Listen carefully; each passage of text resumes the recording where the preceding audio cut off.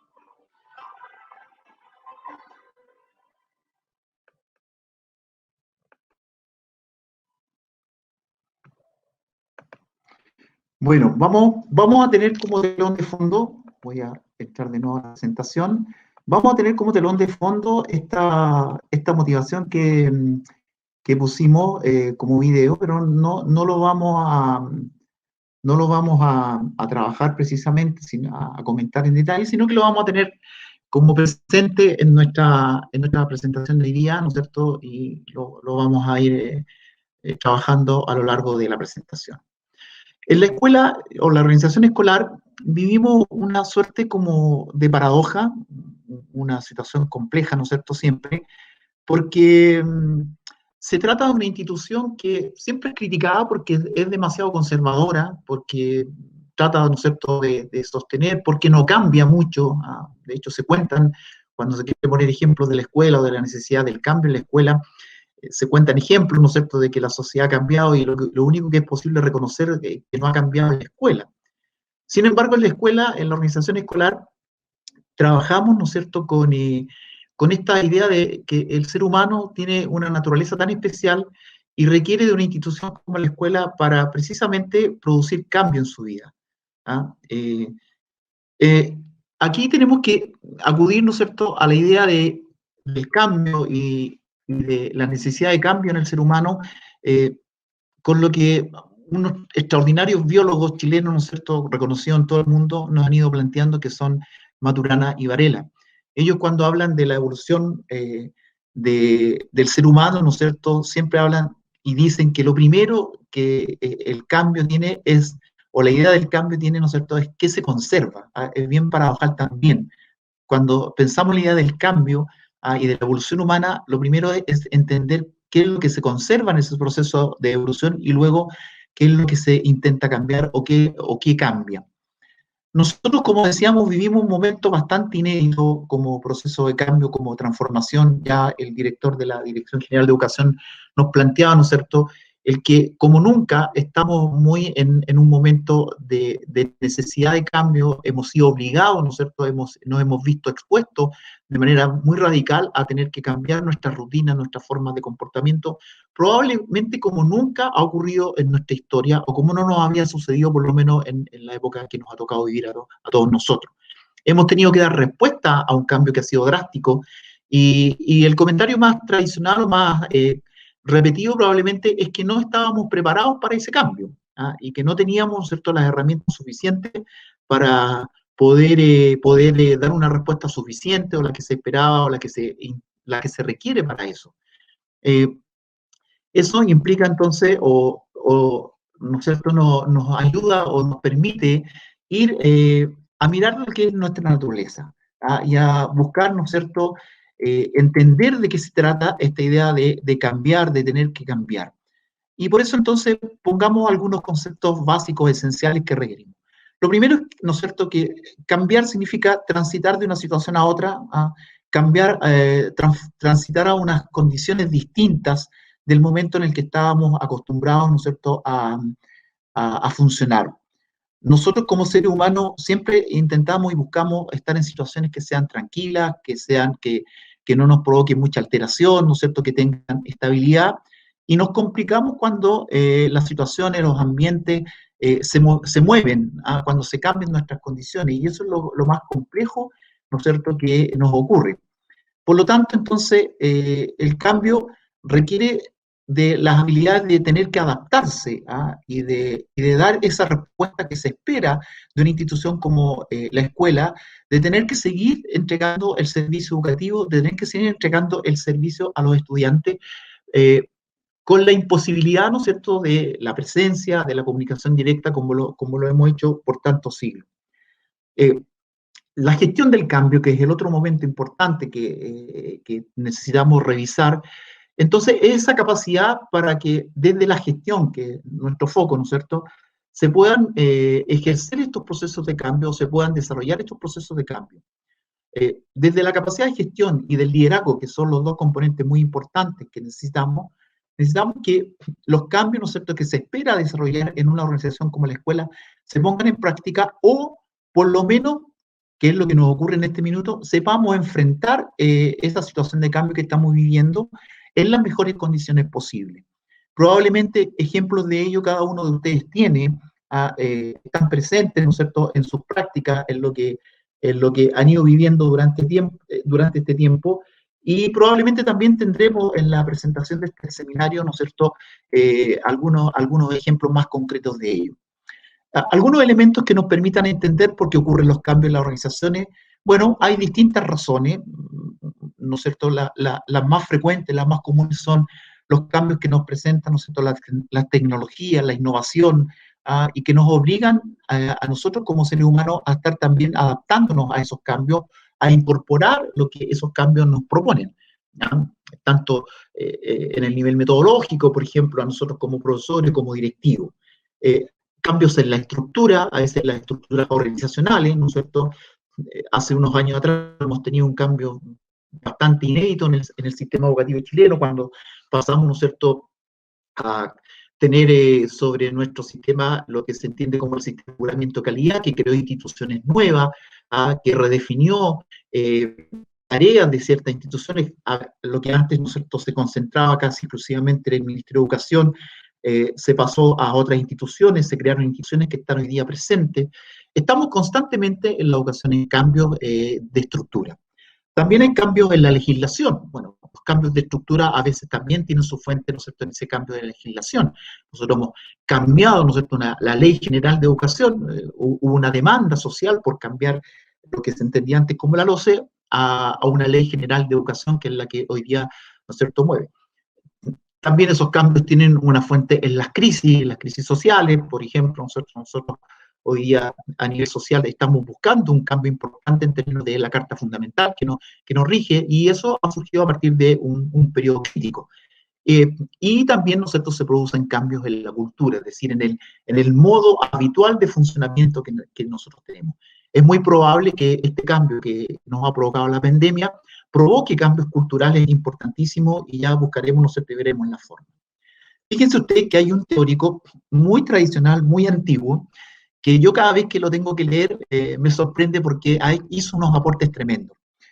Yo lo he tenido que leer fundamentalmente porque, y se trata de Kurt Lewin, de los años 40 del siglo pasado, porque Kurt Lewin es el creador de la teoría más tradicional o más clásica del liderazgo. Kurt Lewin es el que, a través de unos ejercicios, unos experimentos, nos llevó al concepto de liderazgo democrático, autocrático y laissez-faire que hasta hoy día utilizamos.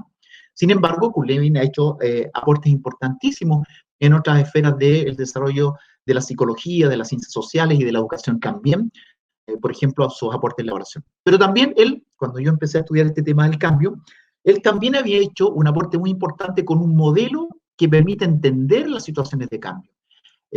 Él habla y dice, aquí estoy ocupando algunas imágenes del video que acabamos de ver, él dice, ¿no es cierto?, que el cambio ocurre de una manera o a través del siguiente esquema.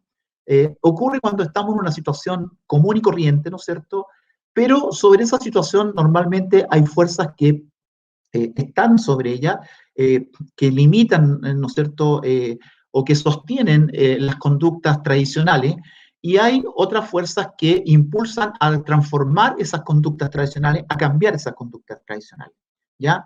Y a él llama, ¿no es cierto?, a eso fuerzas limitantes, y habla de esa situación como una situación que requiere de un descongelamiento. Hay esas fuerzas impulsoras que nosotros que llama Kurt Lewin, ¿no es cierto?, facilitan ese descongelamiento para que ocurran los procesos de cambio, para que, ¿no es cierto?, las conductas tradicionales se puedan transformar. Cuando las fuerzas impulsoras de los procesos de cambio se alinean, se suman como mayoritarias y provocan un cambio, ¿no es cierto?, se logra, ¿no es cierto?, transformar las conductas, tanto personales como institucionales, y ocurre lo que se denomina el cambio en sí. Y eso entonces permite, en la mayoría de las veces, llegar a una nueva situación, a una situación deseada, y él dice que el llegar, el establecer, ¿no es cierto?, esa nueva situación deseada se llama el recongelamiento, es decir, se llega a un estado más tranquilo, más, ¿no es cierto?, estable en ese momento. Eso ocurre a través de una dinámica de tiempo, ¿ya? Entonces, Lewin en los años 40, fíjense ustedes, del siglo pasado, nos ayuda, nos muestra una forma de entender los procesos de cambio que es muy importante que nosotros tengamos en cuenta, tanto de manera proactiva como de manera de revisión, a forma de revisión. Voy a dejar aquí, va a estar para ustedes, no nos vamos a meter en esto, ¿no es cierto?, este mismo esquema que nos puede permitir estar revisando el cómo ocurren esos procesos de cambio en nuestra organización a partir de hechos concretos, ¿ya? Y eso nos puede ayudar. Luego, importante, solamente para distinguir con lo que hemos ido señalando, ¿no es cierto?, tal como lo entendemos hoy día, hay cambios que son radicales y cambios más secuenciales, más graduales, ¿ya?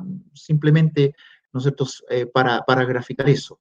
No hay que abundar mucho en esto porque, como decíamos, ¿no es cierto?, el contexto nos está mostrando claramente, ¿no es cierto?, cuando se trata de un cambio radical y cuando se trata de un cambio de forma más gradual.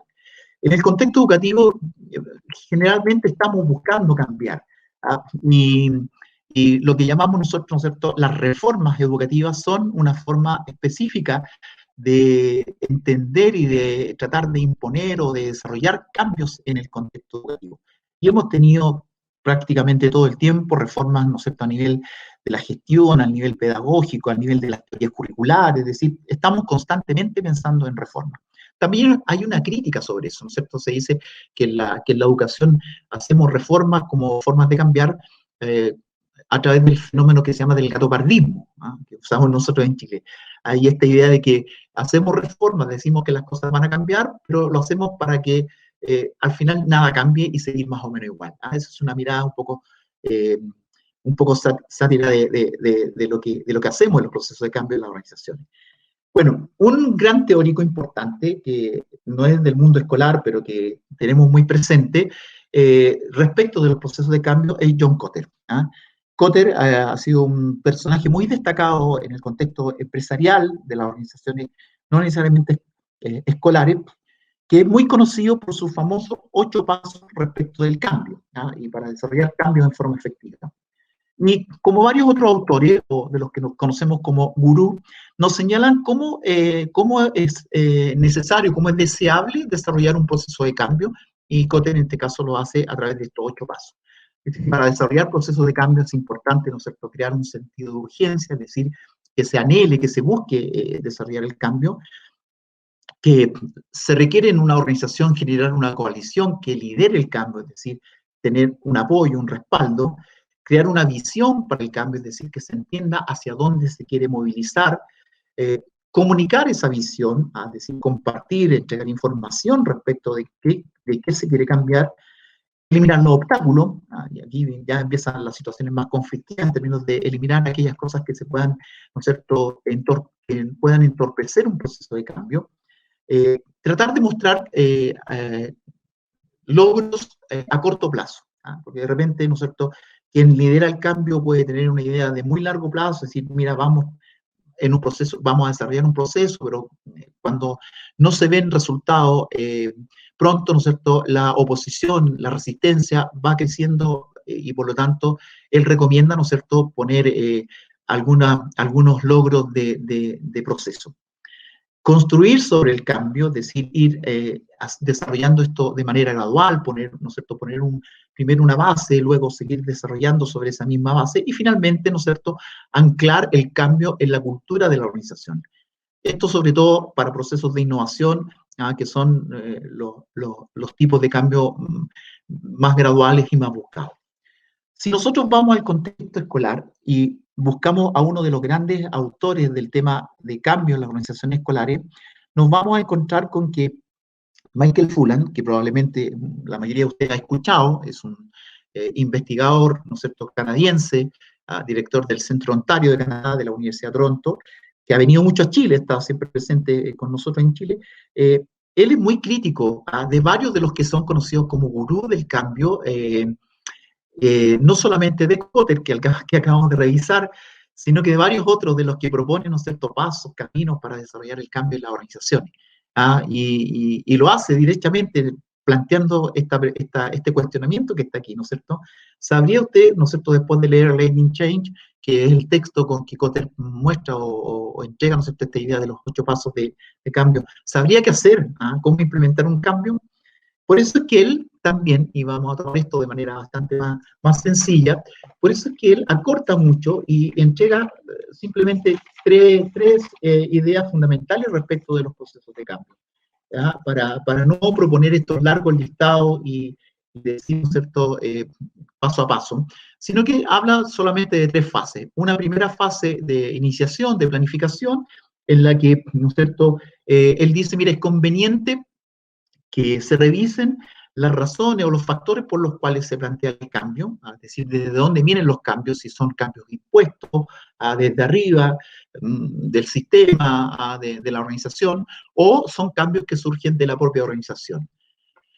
Eso es muy importante, ¿no es cierto?, entender claro, tener muy claro de dónde vienen esos cambios para poder entender de qué se tratan los cambios. Habla de una segunda fase de implementación en que, ¿no es cierto?, plantea la necesidad de tener muy, muy claro los elementos que se requieren para poder posibilitar el cambio, para poder poner en práctica un determinado cambio. En ese caso, ¿no es cierto?, habla de revisar la necesidad de factibilidad del cambio, de los recursos que se requieren para poner en marcha ese cambio. Y una tercera fase de institucionalización, y en donde, ¿no es cierto?, plantea la idea de que el cambio se pueda, o las ideas de cambio se puedan sostener en el tiempo dentro de la escuela y no sean solamente, ¿no es cierto?, una experiencia, una iniciativa de un tiempo determinado, sino que se queden como prácticas más establecidas, ¿no es cierto?, permanentes dentro de la organización escolar. Sí plantea la necesidad de mirar cuánto estos cambios, y este cambio que se busca que se institucionalice, ¿no es cierto?, aporta a la mejora, a los objetivos de la organización escolar. Un punto importante aquí es plantear, ¿no es cierto?, este tema que surge de manera muy clara y muy fuerte cada vez que planteamos un proceso de cambio, que son las resistencias. La resistencia al cambio no solo surgen porque los individuos, porque las personas no quieran hacerlo, sino que hay razones muy importantes para las cuales o por las cuales aparecen. Cada vez que se propone un cambio o que ocurre un cambio, que se nos da un proceso de cambio, probablemente ustedes no lo habrán experimentado ahora, tenemos en las personas, si lo ponemos en el contexto escolar, en los docentes, en los directivos, ¿no es cierto?, distintas reacciones de las personas de acuerdo a sus características frente a estos procesos de cambio. Y fíjense que se ha estudiado y se ha tratado de entender por qué las personas, ¿no es cierto?, pueden oponer resistencia a los procesos de cambio. Y se desarrolla una pirámide simple para entender estos procesos de cambio. Y lo primero es, eh, se opone resistencia cuando hay un desconocimiento. Y se habla de este primer nivel, ¿no es cierto?, de resistencia, cuando se desconocen algunos elementos, cuando no se sabe hacia dónde se quiere ir, ¿no es cierto?, cuando no se tiene claro cuáles son los motivos, ¿no es cierto?, cuáles son las razones por las cuales se va a desarrollar un proceso de cambio. Un segundo elemento importante son las capacidades, es decir, cuando alguien dice, mire, esto va a cambiar, pero yo no tengo las capacidades para subirme a este carro del cambio. Y entonces es importante entender si las personas con las que nosotros estamos trabajando efectivamente tienen esas capacidades y por lo tanto, ¿no es cierto?, ver si su resistencia se debe efectivamente a eso, a sentir inseguridad, porque, ¿no es cierto?, en el proceso nuevo que se va a desarrollar no se sienten con las herramientas para poder trabajar, ¿no es cierto?, para poder enfrentar ese cambio. Y finalmente, cuando hay un tema de voluntad, cuando las personas, ¿no es cierto?, no tienen ganas, no tienen ánimo, no tienen la disposición y la voluntad para que esos cambios se produzcan. Bueno, hay en esta distinción de los procesos de cambio, ¿no es cierto?, una dimensión emocional, una dimensión conductual, una dimensión cognitiva. Y es importante responder con estrategias adecuadas cuando uno quiere desarrollar un proceso de cambio o cuando quiere enfrentar un proceso de cambio, responder a las preguntas que surgen en ese mismo contexto desde cada una de estas dimensiones. Como dijimos al comienzo, ¿no es cierto?, lo que estamos tratando aquí es de entender qué ocurre cuando se da un proceso de cambio, ya sea que lo estemos decidiendo nosotros, que necesitamos implementarlo en nuestra organización, o que se dé por una situación como la que estamos viviendo hoy día. Para superar esta resistencia al cambio hay muchas ideas, ¿no es cierto?, como ya surgen desde lo que hemos revisado, como la necesidad, ¿no es cierto?, de dar comunicación y apoyo, es decir, contar, decir, ¿no es cierto?, mostrar claramente hacia dónde se va y entregar apoyo ayuda a las personas que lo requieran.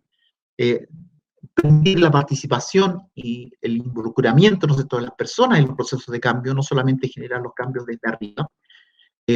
Voy a ir un poquito más rápido por el tema del tiempo que tenemos, y dar las facilidades de apoyo, negociar con aquellos que presentan más resistencia a los procesos de cambio dentro de una organización, porque hay visiones distintas de la organización, ¿no es cierto? Y llegar a acuerdos para poder implementarlo.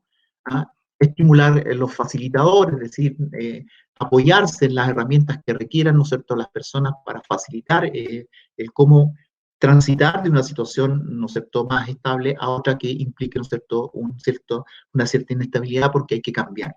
Y por último, tener muy claro y mostrar, perdón, no último, mostrar claramente, ¿no es cierto?, los beneficios que traerá esa situación, es decir, que la gente advierta claramente, ¿no es cierto?, que cambiar es una tarea deseable, una tarea necesaria para una organización. Sin embargo, uno tiene que entender, ¿no es cierto?, que las organizaciones eh, están constantemente sometidas a estos procesos de cambio y la escuela como nunca en esta época también.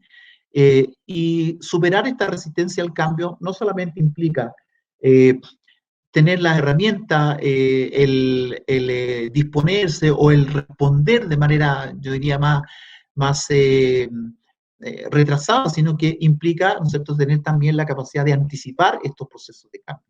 Y aquí hay una pregunta importante que nosotros podríamos hacernos, no solamente ahora, ¿no es cierto?, o antes de un proceso de cambio, también durante o en el momento en que nos está ocurriendo ese cambio.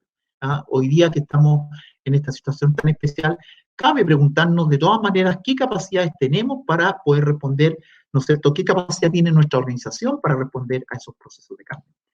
Yo encontré un esquema que es muy importante, y perdonen que esté aquí puesto de manera completa, pero no tenía la manera de animarme en esta parte, pero vamos a tratar de explicarlo y de decir, mira, evaluar la capacidad de cambio de nuestra organización implica, ¿no es cierto?, estar asociado más bien a los procesos de gestión, a las herramientas de gestión. Uno de los grandes aportes de Michael Fullan para esto, que es de los personajes que más ha estudiado los procesos de cambio en las organizaciones escolares, nos dice que para que ocurran cambios en las organizaciones es muy importante no solamente gestionar el cambio, sino que sobre todo liderar el cambio. ¿Ya? Y ya vamos a cerrar, ¿no es cierto?, nuestra última parte con eso precisamente. Y por lo tanto, este esquema nos dice, mire, para desarrollar un proceso de cambio y para evaluar la capacidad de cambio de nuestra organización, en el fondo necesitamos mirar, ¿no es cierto?, de qué manera un proceso de cambio que vamos a desarrollar o que estamos experimentando se relaciona con las definiciones fundamentales y con los procesos de planificación estratégica de nuestra organización. Es decir, ¿no es cierto?, cómo se vincula ese proceso de cambio con las definiciones fundamentales como la visión, los valores, ¿no es cierto?, los objetivos, la planificación estratégica, cómo estamos comunicando los procesos de cambio, qué recursos tenemos, qué capacidades tienen las personas que están dentro de nuestra organización y qué incentivos vamos a proponer para implicar un proceso de cambio. Cuando todos esos elementos están presentes o la organización dispone de esos elementos, vamos a tener como resultado, ¿no es cierto?, el logro. Si tenemos más o menos de estos elementos, y por eso es importante revisarlos para implementar un proceso de cambio, entonces vamos a ver que va a estar más o menos comprometido o más o menos asegurado el logro de los resultados o el aporte de nuestro proceso de cambio a la eficacia de la organización. Por último, creo que es muy importante plantearse la idea de que, y yo ahí comparto mucho con Michael Fullan, y creo que él hace un tremendo aporte, estas preguntas al cierre de esta presentación. Más que, ¿no es cierto?, todos estos pasos, todas estas cosas que simplemente nos ayudan a entender cómo ocurre el cambio en la organización, creo que es importante darle valor a cómo se puede liderar el cambio en la organización, ¿no es cierto?, cómo liderar en estos tiempos de cambio, de crisis que estamos viendo. El director de la División General de Educación, ¿no sé, Raimundo, hizo una cita que precisamente la tenemos al final y voy a compartir con ustedes, se los van a hacer llegar, el texto que él citó, porque de hecho, ¿no es cierto?, era parte del cierre que yo tenía pensado y vamos a recurrir a algo parecido, teníamos coincidencia a eso. Pero la pregunta fundamental con la que yo quiero cerrar o tratar de responder esto, ¿cómo liderar, ¿no es cierto? ¿O qué tipo de liderazgo ejercer en tiempos de cambio o para que una organización como la escuela pueda desarrollar un proceso de cambio? Si nosotros atendemos a la definición de lo que se entiende por liderazgo, el liderazgo se define, y esa definición ya la tenemos muy repetida, pero se define como una capacidad de influir, ¿ah? Esa es la definición tradicional que Lakewood y otros autores del tema han hecho para el liderazgo en la organización escolar. Sin embargo, en el último tiempo, otros autores han definido el liderazgo también como una capacidad que está presente en la organización escolar. Y no solamente está presente en una persona, sino que dicen tiene que estar presente en muchos personajes dentro de la escuela. Es decir, apuntan hacia una capacidad de liderazgo que se distribuye dentro de la organización. Entonces, si entendemos que el liderazgo es una capacidad de influir y por lo tanto de apoyar, de acompañar, ¿no es cierto?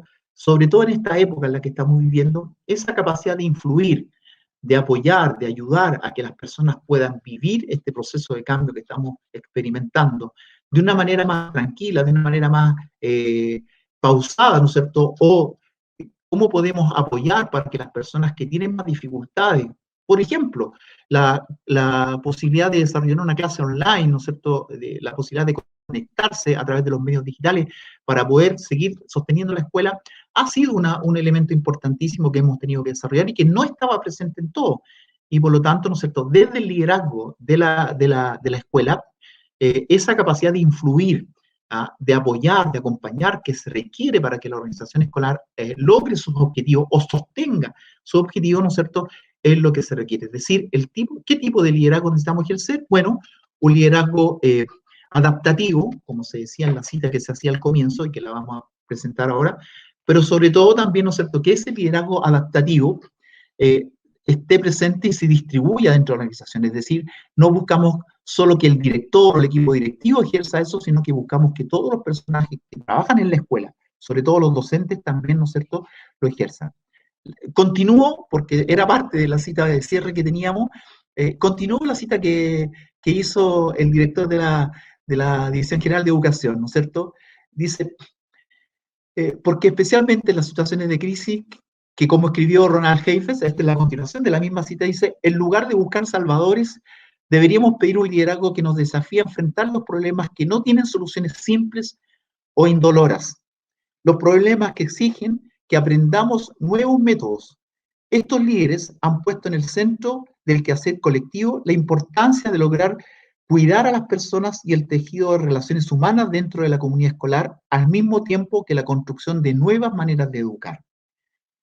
Es decir, nosotros buscamos, ¿no es cierto?, a este líder que influya para que hoy día nos ayude, o para que este ejercicio del liderazgo que nos ayude como comunidad escolar, no solamente a adquirir las herramientas que necesitamos para entregar el servicio educativo, sino que también aquellas herramientas que permitan que las personas también, y sobre todo los docentes que tienen esta tarea tan difícil, puedan, ¿no es cierto?, sentirse acompañados, sentirse apoyados en esa tarea difícil. Y no solamente, ¿no es cierto?, poner una exigencia, poner, ¿no es cierto?, un desafío fuerte delante. Vamos a salir de esto y vamos a sostener el servicio educativo como se ha hecho hasta hoy día, con esta capacidad de liderar, con esa capacidad de influir y de acompañar que la escuela, ¿no es cierto?, necesita. Bueno, dentro de la presentación también está, ¿no es cierto?, un poquito más desarrollado con algunos anexos, pero está también este texto que los invito a leer y a revisar, que recoge la experiencia de docentes, de directivos durante el año pasado y que en el Centro de Liderazgo de la Universidad Diego Portales y la Católica de Valparaíso recogieron durante el año 2020.